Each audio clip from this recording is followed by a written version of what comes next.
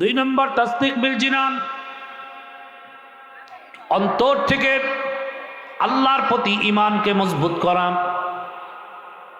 আল্লাহই আমার রব, আল্লাহই আমার সব। কুলিল্লাহুম্মা মালিকাল মুলকি তুতিল মুলকা মান তাশা ওয়া তানজিউল মুলকা মিম্মান তাশা ওয়া তুইজ্জু মান তাশা ওয়া তুযিল্লু মান তাশা বিয়াদিকাল খায়র ইন্নাকা আলা কুল্লি শাইইন কাদির। সব কিছুর উপর ক্ষমতাধর একজন, তিনি কে? এ বিশ্বাস শুধু মুখে জবানে বললেই হবে না, অন্তরের মধ্যে মজবুতির সাথে স্থাপন করা। আমার রিজিক দেওয়ার মালিককে, আমাকে রিজিক ছিনায় দেওয়ার মালিককে, আমাকে সুস্থ রাখার মালিককে, আমাকে অসুস্থ বানাবার মালিককে, আমাকে ইজ্জত দেওয়ার মালিককে, আমাকে বেইজ্জতি করার মালিককে, আমাকে সম্পদ দেওয়ার মালিককে, আমার সম্পদ ছিনায় নেওয়ার মালিককে, আমাকে হায়াত দেওয়ার মালিককে, আমাকে মৃত্যু দেওয়ার মালিককে। সব কিছুর মালিক হলেন আল্লাহ। আল্লাহর বান্দা গোলাম বাদশা ইব্রাহিম ইবনে আদহাম রহমতুল্লাহি আলাইহি, যিনি বলখের বাদশা ছিলেন, অনেক বড় ক্ষমতার অধিকারী ছিলেন, পুরা বলখের রাজত্ব করছেন। আবার পাশাপাশি আল্লাহর এমন গোলামে পরিণত হইছেন। বাদশাও ছিলেন যেমন, আল্লাহর গোলামের মতো গোলামও ছিলেন তেমন। বাদশা ইব্রাহিম ইবনে আদহাম একদিন তো এই আয়াতে কারিমা তেলাওয়াত করতেছিলেন, কুলিল্লাহুম্মা মালিকাল মুলকি তুতিল মুলকা মান তাশা ওয়া তানজিউল মুলকা মিম্মান তাশা ওয়া তুইজ্জু মান তাশা ওয়া তুযিল্লু মান তাশা বিয়াদিকাল খায়র ইন্নাকা আলা কুল্লি শাইইন কাদির। এই আয়াতে কারিমা তেলাওয়াত করতেছিলেন আর মনে মনে চিন্তা করতেছিলেন, কল্পনা করতেছিলেন, রব্বে কারিম আল্লাহ মুহূর্তের মধ্যে একটা বাচ্চাকে কিভাবে ফকির বানাবেন, আবার একটা ফকিরকে মুহূর্তের মধ্যে বাচ্চা কিভাবে বানাবেন। ঈমানের সাথে আল্লাহর প্রতি বিশ্বাস আর আস্থা নিয়ে শুধু এই চিন্তাটা করতেছিলেন কল্পনার জগতে। আল্লাহ মুহূর্তের মধ্যে একজন বাচ্চাকে কিভাবে ফকির বানান, আবার একজন ফকিরকে মুহূর্তের মধ্যে বাচ্চা কিভাবে বানাবে। কি আল্লাহ পারেন কি পারেন না? এই তো আর বলখের বাচ্চা ইব্রাহিম ইবনে আদহামের ইতিহাস জানতে হয় না, আমার দেশের মানচিত্রের দিকে তাকাইলেই তো দেখা যায় আল্লাহ মুহূর্তের মধ্যে বাচ্চাকে কিভাবে ফকির বানান, আবার ফকিরকে কিভাবে বাচ্চা বানান। কথা ঠিক না বেঠিক? মুহতারাম হাজিরিন, বাচ্চা ইব্রাহিম ইবনে আদহাম রহমতুল্লাহি আলাইহি এই চিন্তার মধ্যে মগ্ন হয়ে বললেন, শুধু চিন্তা করতেছেন আর কল্পনা করতেছেন, ভাবতেছেন মুহূর্তের মধ্যে আল্লাহ এটা কিভাবে করবেন। ঠিক এই চিন্তা করতে করতে করতে করতে হঠাৎ করে বাদশা নামদার শাহী মসনদ ফালায় দিয়া, শরীরের থেকে শাহী পোশাক খুলিয়া সালার চট গায়ে দিয়া জঙ্গলের মধ্যে দৌড়াইতে শুরু করছেন। আল্লাহু আকবার। ওয়া মাকারু ওয়া মাকারাল্লাহ ওয়াল্লাহু খায়রুল মাকিরিন। আমার মালিক তো এমন হিকমতওয়ালা, এমন কৌশলী আমার মালিক। এরে গোলাম, তোমার কাজের শেষ যেই জায়গাতে, আমার মালিকের কাজের সূচনা হয় ওই জায়গাতে। বাদশা ইব্রাহিম ইবনে আদহাম রাজ সিংহাসন ছেড়ে দিয়ে রাজকীয় পোশাক শরীর থেকে খুলে সালার চট গায়ে লাগাইয়া এবার জঙ্গলের মধ্যে দৌড়াইতে শুরু করছে। বাদশার উজির নাজিররা সব বাদশার পিছনে দৌড়ায়। ও বাদশা নামদার কেমন পাগলামি শুরু করলেন, রাজ সিংহাসন ছেড়া দিলেন, রাজকীয় পোশাক শরীর থেকে খুলে ফেললেন, এবার জঙ্গলের মধ্যে সালার চট গায়ে দিয়ে দৌড়াইতেছেন। ও বাদশা নামদার থামেন, কেন আপনি এই পাগলামিটা শুরু করলেন? আল্লাহর বান্দা গোলাম, ওই উজিররা তাকে অনেক সময় পর্যন্ত দৌড়াদৌড়ি করে একটু তাকে গিয়ে ধরছে, তাকে ধরা তাকে নিয়ে প্রাথমিক চিকিৎসা দেওয়ার পর বাদশা নামদারের যখন মাত্র জ্ঞান ফিরে আসছে, এবার তারা জিজ্ঞেস করে, বাচ্চা নামদার আপনি কেন এই পাগলামিটা করলেন, কেন আপনি রাজসিংহাসন ছেড়ে দিলেন, কেনই বা আপনি সালার চট পরে জঙ্গলের মধ্যে দৌড়াইতে লাগলেন? বাচ্চা নামদার বলে, ও আমার উজিররা শোনো, আমি আমার মালিকের একটা আয়াতে কারিমা তেলাওয়াত করতেছিলাম আর মনে মনে চিন্তা করতেছিলাম রব্বে কারিম আল্লাহ মুহূর্তের মধ্যে বাচ্চাকে কিভাবে ফকির বানাবেন, আবার ফকিরকে কিভাবে বাচ্চা বানাবেন। আমার মালিক রব্বে কারিম আরশের মালিক আল্লাহ আমি ইব্রাহিমকে দিয়ে দেখাই দিছে, ও ইব্রাহিম দেখ আমি মালিক মুহূর্তের মধ্যে বাচ্চাকে কিভাবে ফকির বানাই, আবার মুহূর্তের মধ্যে ফকিরকে কিভাবে সিংহাসনে বসাই। আমি এই কল্পনা করতে করতে হঠাৎ করে দেখি আমার ব্রেনে আর কোনো কাজ করে না, আমার আর কোনো জেন ছিল না, আমি জ্ঞান হারা হয়ে গেছি, আমার পাগলের মতো মনে হয়েছে। আমি রাজ সিংহাসন ছেড়া দিয়া রাজকীয় পোশাক শরীর থেকে ফেলাইয়া সালার চট গায়ে দিয়া যে জঙ্গলের মধ্যে দৌড়াইছি, আমি ইব্রাহিমের কিছুই অনুভব হয় নাই। আমি ইব্রাহিমকে দিয়ে আমার মালিক দেখাই দিছে, দেখ আমি কেমনে একজন বাচ্চাকে ফকির বানাইয়া সালার চট পরাইয়া জঙ্গলের মধ্যে ঘুরাই, আবার কিভাবে ওই ফকিরটাকে আবার শাহী মসনদে আইনা বসাই। বলে এই ঈমান আল্লাহর উপরে দিলের মধ্যে আনতে হবে। পারবো কি পারবো না? ইনশাআল্লাহ পারবো না। এক নম্বর কি? ইকরার বিল লিসান, জবান থেকে স্বীকার করা। 2 নম্বর তাসদিক বিল জিনান, অন্তর থেকে বিশ্বাস করা। 3 নম্বর আমাল বিল আরাকান, বাস্তব জীবনের মধ্যে ঈমানের তাকাজাগুলো ফুটায় তোলা। এই একটু ভলিউম বাড়াই দাও। বাস্তব জীবনের মধ্যে ঈমানের তাকাজা ফুটায় তোলা। ঈমান কি চাই, ঈমান কেন আমার কাছে, ঈমানের তাকাজা কি, ঈমানের চাহিদা কি, ঈমান আমার কাছে কি চায়, ঈমানের প্রাপ্য কি, ঈমান আমার কাছে কি চায়। আজান দিবে, আমি মসজিদে যাব না, আমি চকে বসে থাকবো। ঈমানের তাকাজা, আজান হয়েছে এবার তুমি মসজিদে চলে আসো। ঈমানের তাকাজা, রমজান মাস আসছে এবার তুমি 1 মাস রমজানের রোজা পালন করো। ঈমানের তাকাদা, তোমার অর্থ আছে তুমি জীবনে একবার হলেও হজের আমল করো। ঈমানের তাকাদা, তোমার অর্থ আছে তুমি বছর অন্তর যাকাতের মাসালাকে হল করো। কথা ঠিক না বেঠিক? বলি আমি আসেনি আর একটু। ঈমানের তাকাদা, তোমার জীবনের মধ্যে তুমি নেক আমলগুলোকে ঠিক রাখো। এই ঈমানের তাকাদা যেই বান্দার জীবনের মধ্যে স্ফুটিত হবে, যেই বান্দার জীবনের মধ্যে বাস্তবায়িত হবে, 3টা গুণে গুণান্বিত যেই বান্দাগুলারা হইতে পারবে, আল্লাহ রসুল বলেন ওই মানুষটা পরিপূর্ণ ঈমানদার দাবি করতে পারবে। ঈমানের তাকাজা, ঈমানের তাকাজা কোরআনের হুকুম আর রসুলের তরিকার উপরে চলা। কথা ঠিক না বেঠিক? রসুলের তরিকা মানুষের প্রত্যেকটা কাজের মধ্যে আছে না নাই? নাই। সব কাজের মধ্যেই রসুলের পদ্ধতি আছে। খাইতে যাবেন খাওয়ার মধ্যেও আছে, ঘুমাইতে যাবেন ঘুমের মধ্যেও আছে, বাথরুমে যাবেন সেখানেও আছে। কথা ঠিক না বেঠিক? ঈমানের তাকাজা, তুমি খাইতে যাবেন, তুমি খাওয়ার আগে সুন্দর করে একটা দস্তরখান বিছাও, খাওয়ার পাত্রটাকে সুন্দর করে পরিষ্কার করে নাও এবং তোমার 2টা হাতকে তুমি সুন্দর করে ধুয়া নাও। কথা ঠিক না বেঠিক? রাসূলের সুন্নাত 2 হাত ধুয়া খাওয়া না 1 হাত ধুয়ে খাওয়া? 2 হাত ধুয়া তুমি খাও। খাবারটা তুমি সামনের থেকে শুরু করো। যখন তুমি তোমার খাবারটা শুরু করবে তখন বলবে কি? বিসমিল্লাহি ওয়া আলা বারাকাতিল্লাহ। ছোট্ট ছোট্ট লোক বানিয়ে সুন্দরভাবে তুমি খানা খাইতে থাকবে। মাঝখানে এবার তুমি বলবে লাকাল হামদু ওয়া লাকাশ শুকর। খাবারটা যখন তুমি শেষ করবে সুন্দর করে তোমার আঙ্গুলগুলো তুমি চাটবে, তোমার প্লেটটাকে তুমি পরিষ্কার করে খাবে। এরপরে শেষ হওয়ার পর বলবে কি?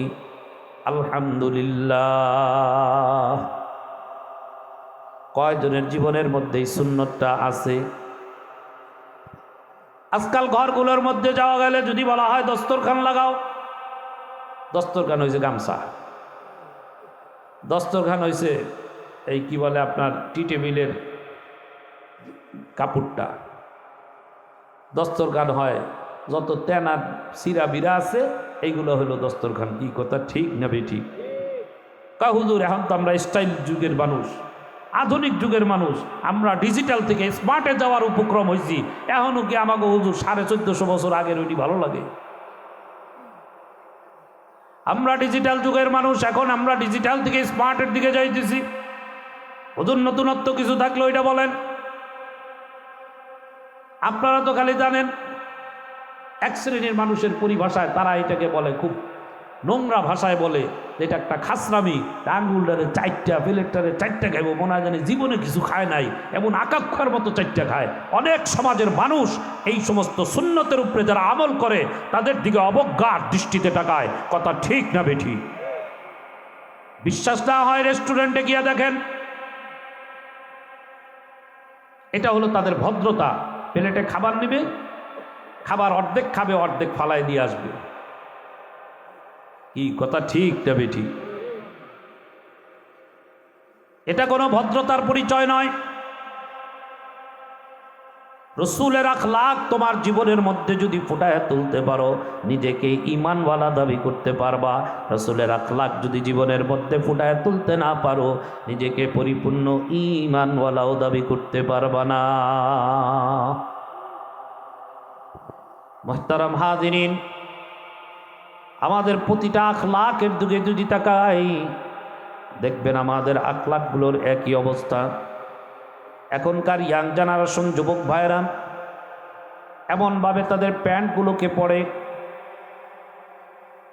বলতে গেলে খারাপ শোনা যাবে, সামনের দিকে ঝুঁক দিলে পিছনের সব ফাঁকা, আবার যদি এইভাবে উল্টাভাবে যদি আবার ঝুঁক দেয় তাহলে সামনের সব ফাঁকা। কথা ঠিক না বেঠিক?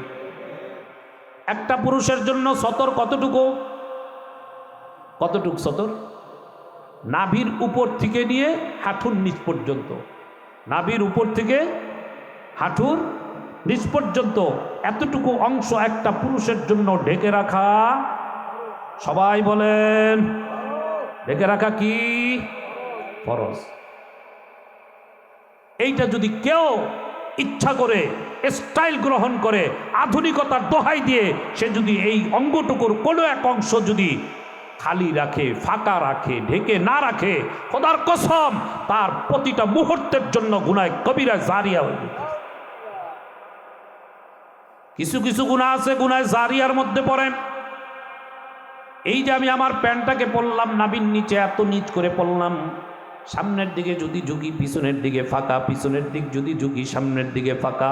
ও আল্লাহর বান্দা গোলাম, তুমি জেনে রাখো যত সময় পর্যন্ত তোমার এইভাবে তোমার সামনে বা পিছনের অংশটা নাভির উপরের, নাভির নিচ উপর থেকে নিয়ে যেই অংশটুকু পর্যন্ত ফাঁকা থাকবে, এইটুক যতক্ষণ ফাঁকা থাকবে ততক্ষণই তোমার নামে গুনাহ লেখা থাকবে, ততক্ষণই গুনাহ হইতে থাকবে। গুনাহ জারিয়া, স্টাইলিশ, ভদ্রতা দেখায়। কেমন ভদ্রতা? আপনারাই নিজেদেরকে প্রশ্ন করে দেখেন এইটার রুচিবোধ আছে কি না। আমার গোপন অঙ্গগুলো প্রকাশ পাওয়া যাইতেছে, এটা কেমন রুচিবান মানুষ, কেমন ভদ্রতার দোহাই দেই আমরা। ও যুবক ভাইয়েরা, মনে কষ্ট নিবা না, অনেক মহাব্বত তোমরা করো বিদায় এখানে আনছো, আমি জানি। আমিও তোমাদেরকে মহাব্বত করি বিদায় তোমাদেরকে বলতেছি, তোমরা মহাব্বত করো, আমাকে আনছো, আমিও মহাব্বত করি, এই জন্য তোমাদেরকে উপদেশ দেই। কথা ঠিক না বেটি? প্যান্টগুলোকে পরবো আমরা টাকটুর নিচে ছাড়াই দিয়াম, কত স্টাইল আমাদের হয়েছে। মহিলারা পরবে টাকটুর নিচে, পুরুষরা পরবে টাকনুর উপরে। কথা ঠিক না বেঠিক? এখন মেয়েরা পরে টাকনুর উপরে, পুরুষরা পরে টাকনুর নিচে। কি আজীব স্টাইল, স্টাইলিস্ট। হুজুর 1450 বছর আগের তা কইেন না, নতুন কিছু কর, স্টাইল। আমি ওই সকল ভাইদেরকে বলবো, যদি তোমার কাছে স্টাইল এত পছন্দ হয়, আধুনিকতা এত পছন্দ হয়, 1450 বছর আগের মোহাম্মদ আরবির স্টাইল যদি পছন্দ না হয়, তাহলে তুমি যে মুখ দিয়ে খাবার গ্রহণ করো এই পদ্ধতিটা কি 1450 বছর আগের থেকে শুরু হয়েছে, না হযরত আদম আলাইহিস সালাম থেকে শুরু হয়েছে? সেটা কি 1450 বছর না লক্ষ কোটি বছর গেছে? গেছে কি গেছে না? পিছনের রাস্তা দিয়ে যে বলমূত্র বা খাবার ত্যাগ করি, এই পদ্ধতিটা কি 1450 বছর থেকে শুরু হয়েছে না লক্ষ কোটি বছর আগের থেকে শুরু হয়েছে? 1450 বছর আগেরটা তোমার কাছে বড় কিছুই ভালো লাগে না। হুজুর নতুনটা করেন, স্টাইল ধরেন। যদি তোমার কাছে নতুনত্ব এতই পছন্দ হয়, তাহলে তোমার হাতে ধরে অনুরোধ করে গেলাম, তুমি 1450 বছরেরটা পুরান মনে করতেছো, তুমি মানতে রাজি না, তাহলে তুমি কোটি কোটি বছর আগেরটা তুমি কেন মানো? আজকের থেকে তুমি খাবার গ্রহণ করবা পিছনের রাস্তা দিয়া, আর তোমার খাবার ত্যাগ করবা তুমি সামনের রাস্তা দিয়া, তবেই তো বুঝবো তুমি প্রকৃত স্টাইলিস্ট। কি কথা ঠিক না বেঠিক? যদি তুমি এইটা কইরা দেখাইতে পারো, তাইলে বুঝবো তুমি স্টাইলিশ, তুমি আধুনিকতার ছোঁয়া পাইছ। পারলে তুমি করে দেখাও, তোমার সামনের রাস্তা দিয়ে মলমূত্র ত্যাগ করবা, পিছনের রাস্তা দিয়ে তুমি খাবার গ্রহণ করবা। হুজুর অনেক পুরান হয়ে গেছে, এগুলো আর নতুন ভালো লাগে না, নতুনটা পুরানটা ভালো লাগে না, এখন নতুনভাবে স্টাইল করতে চাই। যদি তুমি যুবক এই স্টাইলটা পরিবর্তন করে আনতে পারো, আমিও তোমার সাথে একমত, তুমি যা করবা আমি সাপোর্ট দিয়ে যাব। মুহতারাম হাজিরিন, 3 নম্বর আমাল বিল আরাকান, বাস্তব জীবনের মধ্যে ইমানের তাকাদা ফুটায় তোলাম। নিজের ব্যক্তিগত জীবন, পারিবারিক জীবন, সামাজিক জীবন, প্রতিটা জীবনের মধ্যে ইমানকে পূর্ণাঙ্গতার সাথে ফুটায় তোলা। কথা ঠিক না বেঠিক? পারবো নি ইনশাআল্লাহ? ব্যক্তি জীবনের মধ্যেও ইমানের তাকাদা দিয়া ফুটানো, পারিবারিক জীবনগুলোর মধ্যেও ইমানের তাকাদা দিয়া ফুটানো। আজকালকার ঘরগুলোর মধ্যে গেলে বুঝা বড় মুশকিল হয়, এই ঘরটা কি কোনো ইমানওয়ালার ঘর না কোনো বেঈমান কাফেরের ঘর? কি কথা ঠিক না বেঠিক? ঘরের মধ্যে যাবেন, হাজার হাজার লাখ লাখ টাকা খরচ করে এক একটা ওয়াল ক্যাবিনেট বানাইস। আমরা আমাদের ঘরগুলোর মধ্যে বানাই কি বানাই না? হাজার হাজার টাকা খরচ করে বড় বড় শোকেস বানাই, ওয়াল ক্যাবিনেট বানাই। এই ক্যাবিনেটগুলোর মধ্যে গিয়ে দেখবেন হয়তো কোনো একটা বাঘ এনে রেখে দিছে, না হয় একটা সিংহ এনে রেখে দিছে, না হয় খরগোশ এনে রেখে দিছে, না হয় একটা বিড়াল এনে রেখে দিছে। কথা ঠিক না বেটি? আছে না নাই? আছে না? ওলামায়ে কেরাম আছেন। আমার কথা যদি বিশ্বাস না হয় জিজ্ঞেস করবেন আল্লাহ রাসূলের স্পষ্ট হাদিস, যেই ঘরের মধ্যে কোনো জানদারের ছবি যদি প্রকাশ্য থাকে, ওই ঘরে আল্লাহর রহমতের ফিরিস্তা, বলেন বলেন, রহমতের ফিরিস্তা আসবে না, আসবে না, আসবে না। কোনো ঘরের মধ্যে যদি জানদারের কোনো ছবি প্রকাশ্য থাকে, ওই ঘরের মধ্যে রহমতের ফিরিস্তা আসবে না। ও আল্লাহর বান্দা গোলাম, আপনার আমার ঘরগুলোর অবস্থা একটু খেয়াল করে দেখেন। ঘরের মধ্যে জানদারের ছবি দিয়ে ভইরা রেখে দিছি। আমার মতো হুজুর তো পরের কথা, বাইতুল্লাহর ইমামকেও যদি আপনার মধ্য করে ঘরের মধ্যে খুঁটি দেয় নাও বাইদা দেন, হুজুর আমার ঘরের মধ্যে একটু রহমতের ব্যবস্থা করে দিয়ে দেন, আল্লাহর কাছে একটু দোয়া করে রহমতের ফয়সালা করে দিয়ে দেন। আমি খোদার কসম করে বলতে পারি, আপনার ঘর থেকে যতক্ষণ পর্যন্ত দৃশ্যমান ছবিগুলো বের না করবেন, ওই বাইতুল্লাহর ইমাম দোয়া করতে করতে মাটির নিচে চইলা যাইতে পারে, আপনার ঘরই রহমতের ফয়সালা হবে না, হবে না ঘরের মধ্যে রহমতের ফয়সালা। এটা রাসূলের ডাইরেক্ট ঘোষণা। ঘরের মধ্যে যদি রহমত আনতে চাও, 1 নম্বর শর্ত হলো ঘরগুলোকে ছবি মুক্ত বানায় নাও। কেউ কি আমাকে একটা লোক বলতে পারবেন হুজুর, ঘরের মধ্যে যদি প্রকাশ্য ছবিগুলো রাখি অথবা কোনো প্রাণীকে এইভাবে আয়নার সাজায় গোজায় রাখি, দুনিয়ার দিক থেকে এই উপকার হয়? পারবেন কেউ একজন হাত জায়গায় দেখাইতে যে হুজুর দুনিয়ার এই উপকারটা আমরা পাই? এতটুকু কেউ বলার সুযোগ আছে? দুনিয়ার দিক থেকেও কোনো উপকার নাই, আখিরাতের দিক থেকেও কোনো উপকার নাই। আমরা জীবনভর শুনছিলাম লাভেও লোহার বোঝা বায়। এরকম একটা প্রবাদ আমাদের সমাজে আছে না নাই? আমরা জীবনভর শুনছিলাম লাভে লোহার বোঝা বায়, কিন্তু যে এই যে আমার ঘরের মধ্যে ছবিগুলো আয়না রাখলাম, শত শত হাজার হাজার টাকা খরচ করে এক একটা মূর্তি কিনে আয়না ঢুকাই দিছি, না আছে আমার দুনিয়ার লাভ, না আছে আমার আখেরাতের লাভ। আমার দুনিয়াও ক্ষতিগ্রস্ত, আখেরাতেও ক্ষতিগ্রস্ত। বলে ইনশাআল্লাহ ওয়াদা করতে পারি। যার যার ঘরে ছবি আছে আজকের পর আর সামনে কোনোদিন ঘরে কোনো প্রকাশ্য জানদারের ছবি রাখবো না, রাখবো না, রাখবো না। কে কে রাজি আছি হাত জাগাই আল্লাহু আকবার। আল্লাহ আমাদের সবাইকে কবুল করেন, আল্লাহুম্মা আমিন। শুধু এই ছবিগুলো সরায় দেন, এরপরে আপনার ঘরের মধ্যে দোয়ার ব্যবস্থা করেন, আল্লাহর রহমতের ফয়সালা হবে ইনশাআল্লাহ। মুহতারাম হাজিরিন, ঘরগুলোর মধ্যে নামাজের ইহতিমাম নাই। বিবি নামাজ পড়লে মেয়ে নামাজ পড়ে না, মেয়ে নামাজ পড়লে ছেলে নামাজ পড়ে না, ছেলে বিবি নামাজ পড়লে বেটা নামাজ পড়ে না। কথা ঠিক না বেঠিক? যেই ঘরের মধ্যে নামাজ নাই ওই ঘরের মধ্যে আল্লাহর রহমত নাই। নিজে তুমি বাবা, তুমি পুরুষ, তুমি নামাজ পড়ো, শুধু নিজের আমল নিয়ে নিজে জান্নাতে চলে যাবা এমন কোনো গ্যারান্টিও নাই। প্রত্যেকটা বাবার জন্য তার সন্তান হলো আল্লাহর পক্ষ থেকে আমানত। কথা ঠিক না বেঠিক? যতক্ষণ না পর্যন্ত সন্তানগুলোকে আল্লাহর রাস্তায় উঠাবো, জানা রাখেন আপনার ব্যক্তি আমল দিয়ে আপনি জান্নাতে যেতে পারবেন না। আল্লাহর হাবিব মুহাম্মদ আরবি সাল্লাল্লাহু আলাইহি ওয়াসাল্লাম বলেন, এক বান্দা তার নিজের আমলের কারণে জান্নাতের সার্টিফিকেট পেয়ে যাবে।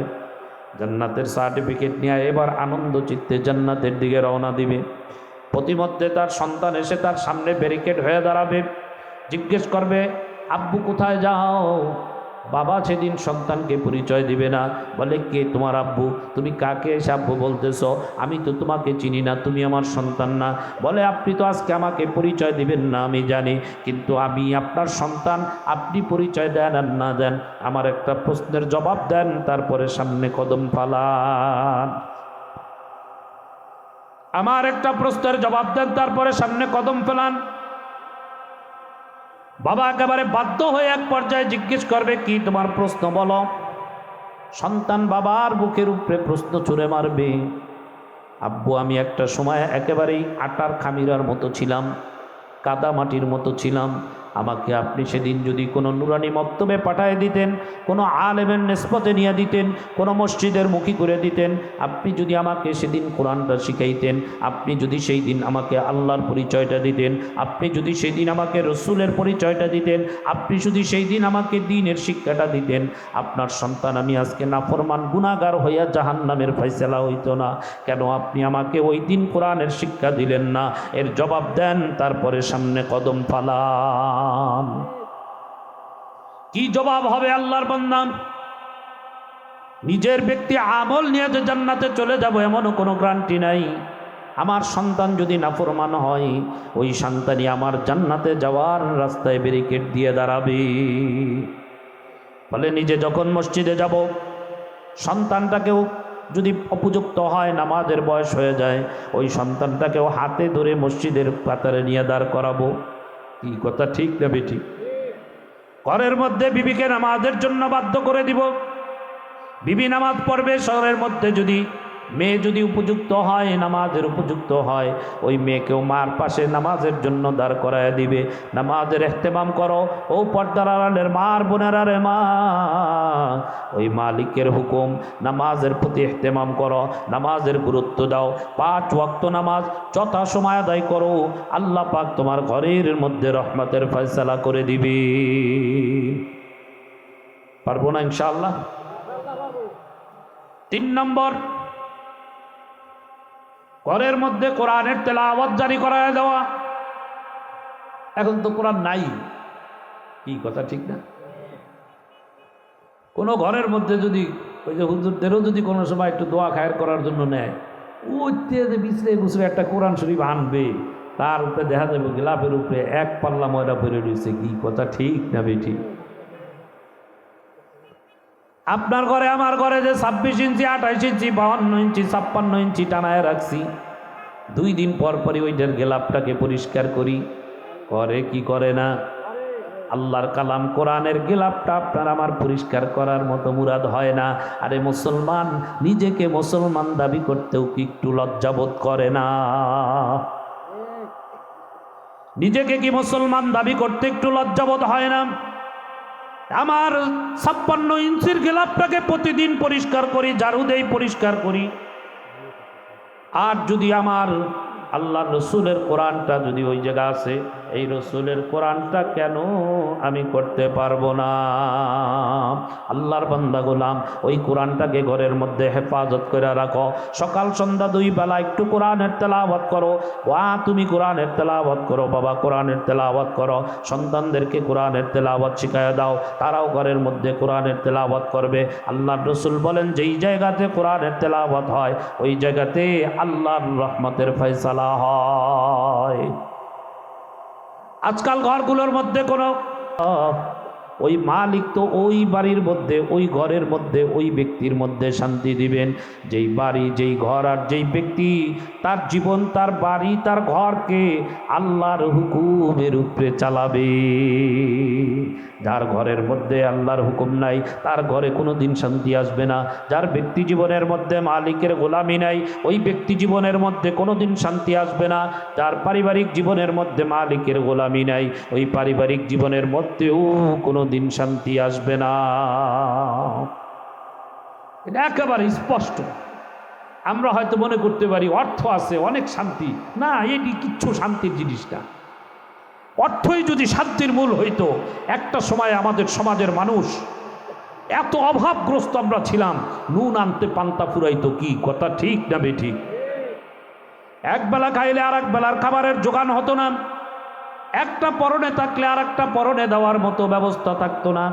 বাইরে পানি পড়ার আগেই ঘরের ভিতরে পানি পড়তো। এমন একটা দুঃসহ জীবন আমাদের গেছে না? না গেছে না? গেছে না? সেই সময়গুলোর দিকে যদি একটু তাকাই, একটু বিশ্লেষণ করে যদি দেখি, আজ থেকে 30 বছর 40 বছর আগে যখন এমন একটা পরিবেশ, এমন একটা সময় আমাদের ছিল, সেই যুগেও কোনো পুরুষ কোনো নারীকে বলে নাই তোরে ঘরে রাখবো না। কোনো নারীও কোনো পুরুষের চোখের দিক তাকায় বলে নাই তোমার ঘর করবো না। কথা ঠিক না বেটি? হাজারের মধ্যে একটা পাওয়া যাইতো না, তোমার ঘর করবো না, তোরে ঘরে রাখবো না।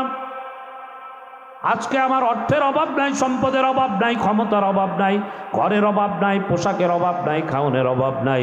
এরপরেও আজ বিয়া করাইলে 1 মাস পরে কয় তোর ঘর করবো না, তোরে ঘরে রাখবো না। কথা ঠিক না বেটি? তোর ঘর করবো না, তোরে ঘরে রাখবো না। এই প্রবণতাটা ওই দিনের তুলনায় আজকের দিনে বাড়ছে না কমছে?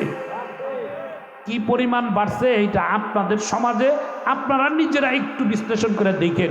সেই দিন হাজারে হাজারের মধ্যে একটা লোক পাওয়া যাইতো না তোকে ঘরে রাখবো না, তোর ঘর করবো না এই কথা বলবার। আর আজকে বলতে গেলে প্রত্যেকটা বাড়িতে বাড়িতে এমন তৈরি হইতেছে তোর ঘর করবো না, তোরে ঘরে রাখবো না। কথা ঠিক না বেটি? কেন? কারণ কি? সম্পদের তো অভাব নাই, লাখ লাখ লাখ লাখ কোটি কোটি টাকা ব্যাংক ব্যালেন্স আছে। কথা ঠিক না বেটি? বাড়ি এক একটা বালাখানার মতো বানায় রাখছি। কথা ঠিক না বেটি? ফ্রিজ খুললে চোখ ধাঁধা লাগা যায় কোনটা রেখে কোনটা রান্না করবে। আলমারি খুললে চোখ ধাঁধা লাগা যায় কোনটা রেখে কোনটা পড়বে। কোনো দিক থেকে কোনো অভাব নাই, কোনো দিক থেকে কোনো সমস্যা নাই। এরপরেও কেন আজকে বিয়ে করাইলে 2 মাস পরে বলে তোর ঘর করবো না, তোরে ঘরে রাখবো না? এর কারণটা কি? একবারও কি একটু চিন্তা করে দেখছি?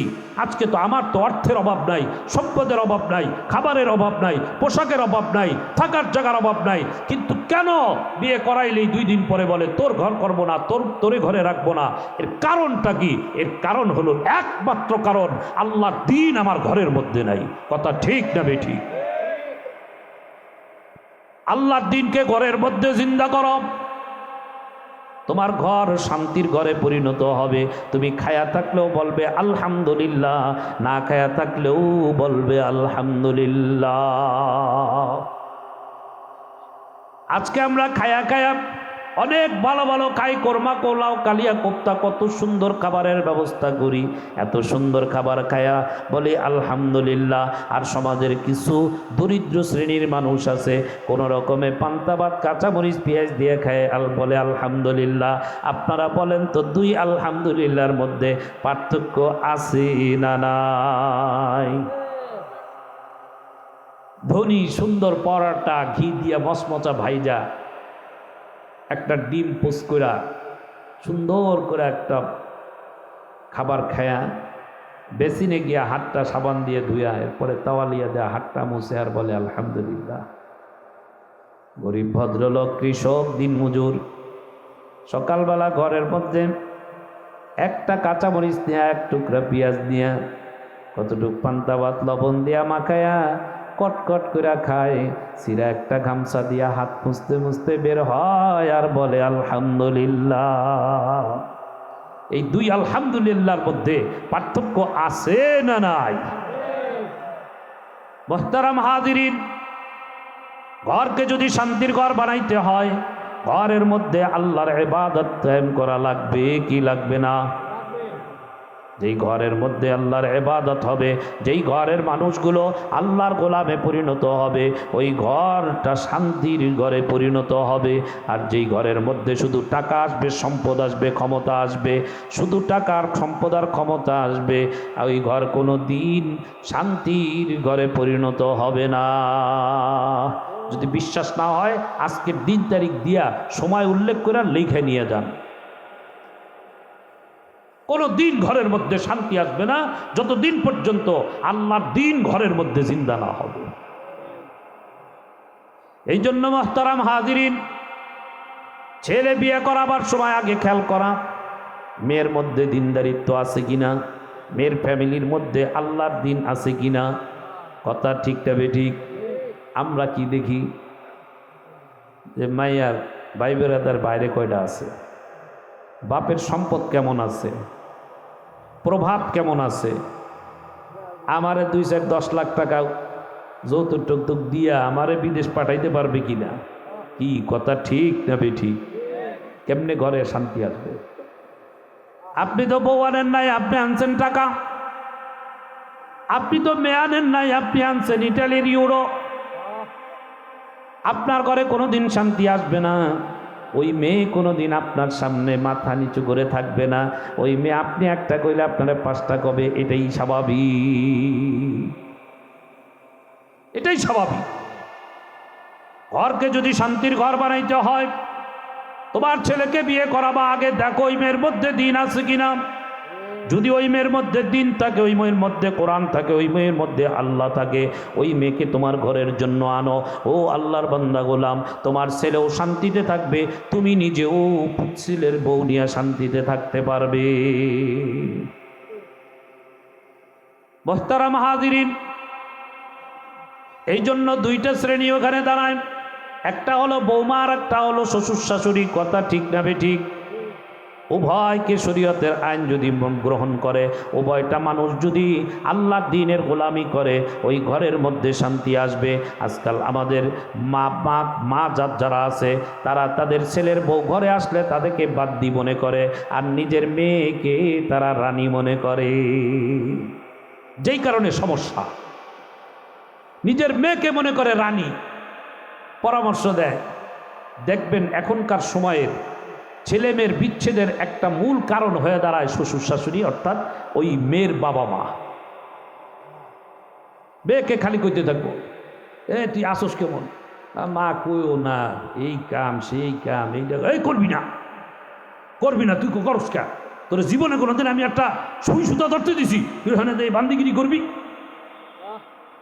দায়সকে বাস। মেয়েও এখন স্বামী যদি বলে এটা করো, করবে না। শাশুড়ি আম্মা যদি বলে এটা করো, করবে না। 1 দিন 2 দিন 3 দিন 5 দিন 10 দিন, এরপরে একদিন কঠিন একটা পরিস্থিতির মোকাবেলা করতে হয় কি হয় না? কিন্তু নিজের মেয়ে, তাকে সে তার শ্বশুর বাড়ির রানী হিসেবে দেখতে চায়। আর একজনের মেয়ে যে তার বাড়িতে আসছে, পুত্রবধূ বানায় আনছে, এই মেয়েকে সে কেন বান্দির মতো খাটায়? এই মেয়েটাকেও সে যদি নিজের মেয়ের মতো মনে করত, এই মেয়েটাও আমার মেয়ের মতো, সারা জীবন দেখবেন যে শাশুড়িরা সব কাজ নিজের কাজ নিজে ছাড়ছে। যেই দিন খালি পোলা বিয়া করাইয়া বউ ঘরে আনছে, এই দিন হে একেবারে পঙ্গু হয়ে গেছে, আর কিচ্ছু করতে পারে না। মনে হয় যেন যে বান্দি চাকর আনছে। যতদিন পর্যন্ত আমাদের মা জাতের মধ্যে এই মেজাজের পরিবর্তন না আসবে, জেনে রাখেন, ততদিন পর্যন্ত সংসারের মধ্যে শান্তি আসবে না, আসবে না, আসবে না। নিজের পুত্রবধূকেও নিজের মেয়ের মতো মনে করো। নিজের মেয়েকে যেমন তুমি শান্তি দেখতে চাও, নিজের পুত্রবধূকেও তুমি যেমন শান্তিতে রাখো। দেখবা পুত্রবধূই তোমার গোলামি করবে, তাকে বাধ্য করা লাগবে না গোলামি করার জন্য। কথা ঠিক না বেটি? তুমি শাশুড়ি কাজ করতে চলে যাও, যদি ওই মেয়ের মধ্যে বিবেক বুদ্ধি বিবেচনা শক্তি থাকে, ওই মেয়ে ঘরের মধ্যে বসে থাকতে পারবে না। দেখবা তোমার হাত থেকে কাজটা টান দিয়ে নিয়ে সে করা শুরু করবে। কিন্তু তুমি যদি তাকে হুকুম করে গোলামের মতো খাটাইতে চাও, তখন কিন্তু তার মধ্যে জিদের কাজ শুরু করবে। তখন জিদের কাজ শুরু করবে। কে আমার কি আপনি গোলাম পাইছেন যে আপনি আমার খালি হুকুম করবেন? প্রত্যেকটা শাশুড়ি এবং প্রত্যেকটা মা, উভয়টা নারী যদি প্রতিটা মেয়েকে যদি তার মেয়ের মতো মনে করতে পারে, তবেই ঘরের মধ্যে শান্তি আসবে। যতদিন পর্যন্ত এই উভয় শ্রেণীর পুত্রবধূকে মেয়ে মনে করতে না পারবে, ততদিন পর্যন্ত সংসারে শান্তি আসবে না। মুহতারাম হাজিরিন, কথা প্রসঙ্গে এত দূর পর্যন্ত আসলাম। ইমানের পরিপূর্ণতা অর্জন করার জন্য 3টা গুণে গুণান্বিত হওয়া লাগবে। কয়টা গুণ? 1 নম্বর কি মনে আছে? না ভুলে গেছেন? 1 নম্বর মুখে স্বীকার করা, লা ইলাহা ইল্লাল্লাহু মুহাম্মাদুর রাসূলুল্লাহ। 2 নম্বর তাসদীক বিল জিনান, অন্তর থেকে বিশ্বাস করা। 3 নম্বর আমাল বিল আরাকান, বাস্তব জীবনের মধ্যে ইমানের তাকাজাগুলো ফুটায় তোলা। এই 3টা গুণে গুণান্বিত যেই বান্দা হইতে পারবে, আল্লাহ রসুল বলে ওই বান্দা পরিপূর্ণ ইমানদার দাবি করতে পারবে। আর যার মধ্যে এই 3টা গুণ হবে না, ওই ব্যক্তি পরিপূর্ণ ইমানদারও দাবি করতে পারবে না। ইমান এমন এক দৌলত, মৌলিকভাবে ইমান কয়েকটা জিনিসের উপরে আনতে হয়। ইমানে মুফাসসাল পারিনি আমরা, সবাই পারি? আফসোস, ইমানে মুফাসসাল তো পরের কথা, কালিমায়ে তাইয়্যিবাটা জিজ্ঞেস করলেও সবাই সহিভাবে পড়তে পারি না। কথা ঠিক না বেঠিক? ইমানওয়ালা দাবি করি, কালিমাওয়ালা দাবি করি। ও যুবক, কি জবাব হবে আল্লাহর আদালতে? প্রস্তুতি নাও। আজকে আমার যৌবনকে আমি দুনিয়ার জন্য ব্যয় করে দিতেছি। যদি আল্লাহর ইমানের কালিমায়ে তাইয়্যিবাটাই যদি আমি সহি পড়তে না পারি, আমার ইমানের কি দাম, আমার ইমানের কি মূল্য আল্লাহর কাছে থাকবে? বৃদ্ধ হয়ে যাইতেছি, এখনো পর্যন্ত কালিমায়ে তাইয়্যিবাটাও সহিভাবে পড়তে পারি না। কোরআনের তেলাওয়াতটাও সহি করে করতে পারি না। কোরআনের তেলাওয়াত সহি করা শুধু তেলাওয়াতের সওয়াবের জন্যই না, বরং এটা অন্যান্য ইবাদতেও লাগে। কি লাগে না? লাগে না? নামাজ তো পড়তেছি, সমানেই নামাজ পড়তেছি আলহামদুলিল্লাহ। অনেক মানুষ আছে আমরা সমাজে যে 5 ওয়াক্ত নামাজের পাঞ্জাগানা মুসল্লি, 5 ওয়াক্ত নামাজ জামাতের সাথে আদায় করি, কথা সত্য, কিন্তু এখনো পর্যন্ত তেলাওয়াতটা সহি করতে পারি নাই। তেলাওয়াত তো সহি পরের কথা, যে 4টা 5টা সূরা যে মুখস্থ সহি শুদ্ধভাবে করব, এতটুক পর্যন্ত করতে পারি নাই। কি কথা ঠিক না বেটি? কেমন নামাজ আমি পড়তেছি? আমার নামাজ কবুল হওয়ার জন্য 1 নম্বর শর্ত হলো তেলাওয়াত সহি হওয়া। তেলাওয়াত সহি নাই, যেই কারণে আমার নামাজের যে রেজাল্ট আমার পাওয়ার কথা ছিল, সেই রেজাল্টও আমার নাই। কি কথা ঠিক না বেঠি? মসজিদ থেকে বাইরে হইতেছে, দেখবেন গীবত করতে করতে বেরিয়েছে। মসজিদ থেকে বের হয়ে এই 4 স্টলে বসার সাথে সাথে মিথ্যা শুরু করে দিছে, গীবত শুরু করে দিছে, চগলখড়ি শুরু করে দিছে। কি কথা ঠিক না বেঠি? আল্লাহ তো বলছেন, ইন্নাস সালাতা তানহা আনিল ফাহশাই ওয়াল মুনকার। কে বলছেন? কে? আল্লাহ বলেন, ইন্নাস সালাতা তানহা আনিল ফাহশাই ওয়াল মুনকার। নিশ্চয়ই নামাজ মানুষকে কি করবে? ফাহশা কাজ থেকে, অন্যায় থেকে, খারাপি থেকে হেফাজত করবে। এখন কি বলবেন? আল্লাহর ওয়াদা মিথ্যা? নাউযুবিল্লাহ।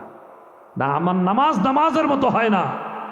আমার নামাজ যদি নামাজের মতো হইতো, তাহলে নিঃসন্দেহেই এই নামাজই আমাকে মিথ্যা থেকে ফিরায় রাখতো, এই নামাজ আমাকে চগলখড়ি থেকে ফিরায় রাখতো, এই নামাজ আমাকে পরনিন্দা থেকে ফিরায় রাখতো, এই নামাজ আমাকে গীবত থেকে ফিরায় রাখতো। কথা ঠিক না বেঠিক? কেন হয় না নামাজ? এক তো নামাজের মাসালাটাও সঠিকভাবে জানি না, 2 নম্বর নামাজের মধ্যে তেলাওয়াতটাও সহিভাবে করতে পারি না।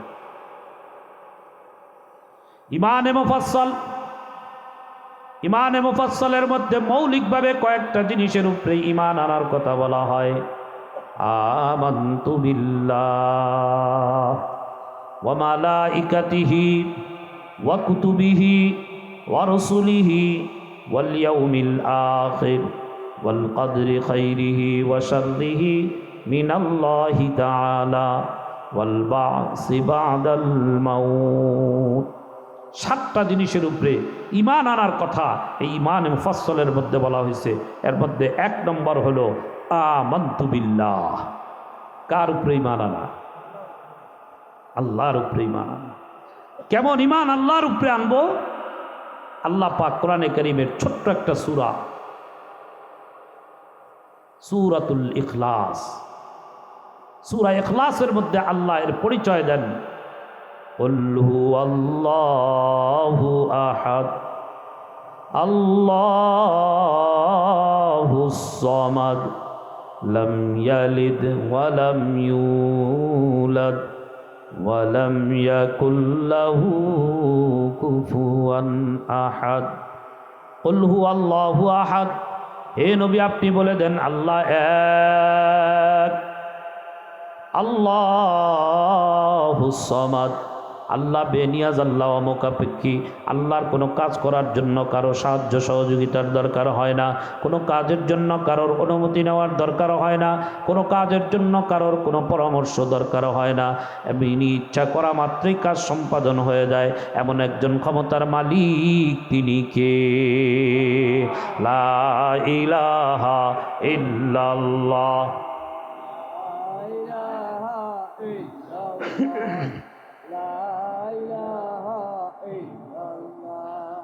লা ইলাহা ইল্লাল্লাহ।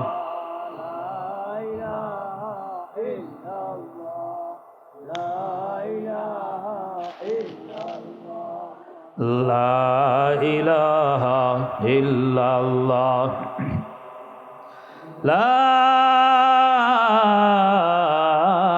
ইলাহা ইল্লাল্লাহু মুহাম্মাদুর রাসূলুল্লাহ। লাম ইয়ালিদ ওয়া লাম ইউলাদ। আমার মালিক তো নিজেই তার পরিচয় দিয়ে বলেন, আমি একজন এমন মালিক, এমন আল্লাহ, আমারও কোনো সন্তান নাই, আমিও কারো সন্তান নই। আমার মালিকের প্রতি এমনভাবে ঈমান আনা। এর আগেও আমি আপনাদের খেদমতে ঈমানের কিছু আলোকপাত করছি, আর আলোচনা করতে চাই না। এই মোট কথা হলো আল্লাহর উপরে পরিপূর্ণ ঈমান আনা। হুজুর আমার ছেলেটা যদি চাকরি না করতে উপায় ছিল না, আমার ছেলেটা যদি বিদেশ বাড়ি না যাইতে উপায় ছিল না, আমার যদি এই ব্যবসাটা না থাকতে উপায় ছিল না, কি মনে করেন এর নাম কি ঈমানের পরিচয়? কথাটা যদিও শিরকের জন্য বলি না, কথা সত্য, কিন্তু কথার মধ্যে শিরকের গন্ধ কয় কি কয় না? কয় না? কথাটা যদি একটু এইভাবে বলি, হুজুর আল্লাহ যদি আমাকে ব্যবসার ব্যবস্থা না করে দিতেন কোনো উপায় ছিল না, আল্লাহ যদি আমার ছেলেটাকে বিদেশ না নিতেন কোনো উপায় ছিল না, আল্লাহ যদি চাকরির ব্যবস্থাটা না করতেন কোনো উপায় ছিল না। কথা ঠিক না বেঠিক? 2 নম্বর, ওয়া মালাইকাতিহি,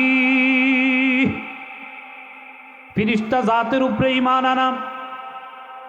কিভাবে ফিরিস্তা জাতের উপরে ঈমান আনবেন? ফিরিস্তারা নূরের তৈরি, আল্লাহর একটা মাখলুক। ফিরিস্তারা আমাদের দৃষ্টির অগোচরে, ফিরিস্তারা আল্লাহর হুকুমের গোলামির বাইরে কোনো কাজ করে না, এমন একজন মাখলুক, এর নাম হলো ফিরিস্তা। এই ঈমান ফিরিস্তাদের উপরে আনা। অনেকের মনে একটা প্রশ্ন আসে, যেই ফিরিস্তাদের কোনো গুনাহ নাই, সব সময় আল্লাহর গোলামির মধ্যে থাকে, যারা নূরের তৈরি, আসলে তো শ্রেষ্ঠত্ব তারাই পাওয়ার কথা ছিল। যেই মানুষগুলো গুনার কোনো অন্ত নাই, মাটির তৈরি, আল্লাহ তাদেরকে দিলেন শ্রেষ্ঠত্ব। একটু কেমনই জানি মনে হয়।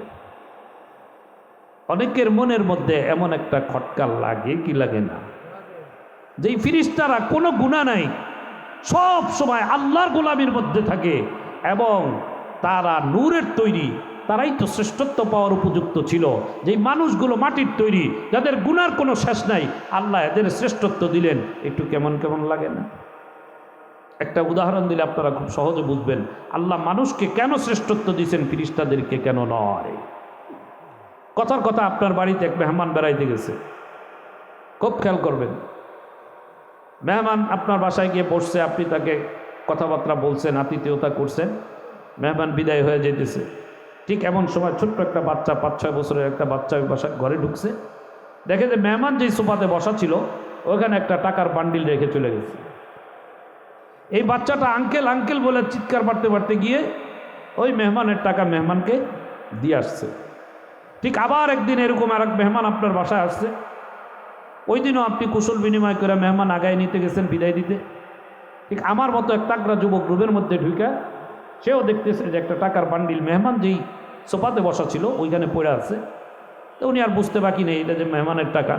এই ভদ্রলোকও আঙ্কেল আঙ্কেল বলে চিৎকার মারতে মারতে ওই মেহমানের টাকা মেহমানকে নিয়ে দিয়ে আসছে। আমার প্রশ্ন আপনাদের খেদমতে, এই যুবকও টাকাটা দিয়ে আসলো আর ওই বাচ্চাটাও টাকাটা দিয়ে আসলো, এই দুইজনের মধ্যে যদি পুরস্কার বিতরণী অনুষ্ঠান করা হয়, কাকে পুরস্কারটা আপনারা দিবেন?